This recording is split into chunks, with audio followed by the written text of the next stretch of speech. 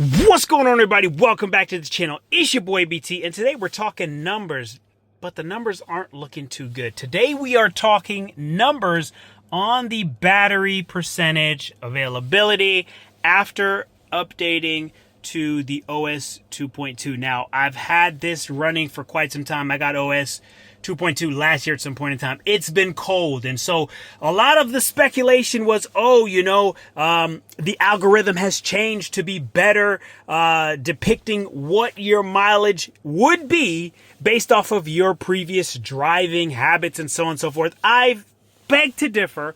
Now it's been warmer. As you can see here, we're at 62 degrees. The weather's changing. Everything is looking on the up and up. So here I'm going to pop up on the screen. I started off at 100%. And at 100%, I had 297 miles. Now, I've driven this thing.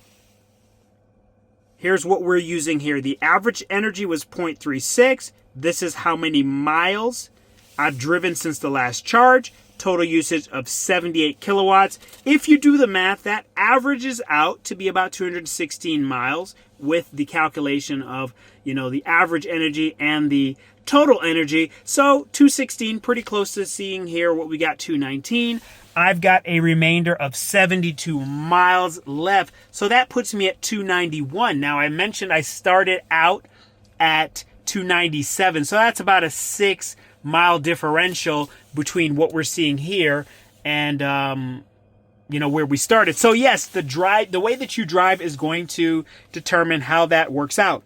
So the issue that I have here is prior to the 2.2 update, when I was charged at 100%, I'd be seeing up there 360. Now people are saying, 360 is what they say, the reported rate is all that jazz, what have you. Last time I checked, when you go buy a gas car, the range, what you get miles per gallon, stays the same unless components are starting to go bad.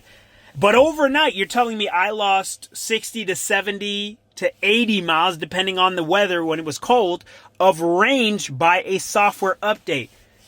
I've let a lot of time pass. And what I see from this data, the data is telling me, and the data doesn't lie, the data is telling me that there's something wrong from a software perspective. I'm not a hard driver. I'm not gunning this thing down the road. There's no reason why I should be losing that much miles on my range. So that's kind of it from the update perspective. Any of you other Fisker Ocean owners out there who have gotten the 2.2, let me know in the comments what you're experiencing. I know some people are saying that their stuff is fine. So maybe for their update, it's fine. But maybe there's a bug in the code. I don't know. But from what I'm seeing here, it's totally not acceptable to buy a car and literally lose like upwards of 80 miles. Again, for now, because it's warmed up, we're looking around 60 to 70. But when it was colder, it was a much higher number.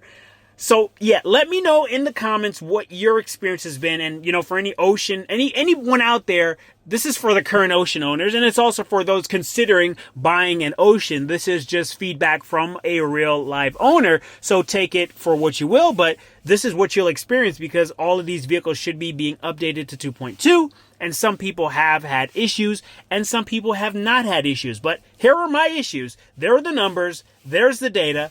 I'm at 25% and I've only got 72 miles left. So from this perspective, I'm going to have to charge because I don't have enough range to last me tomorrow's ride to work. And I don't feel like living on the edge. So we're going to charge this puppy up and go from there.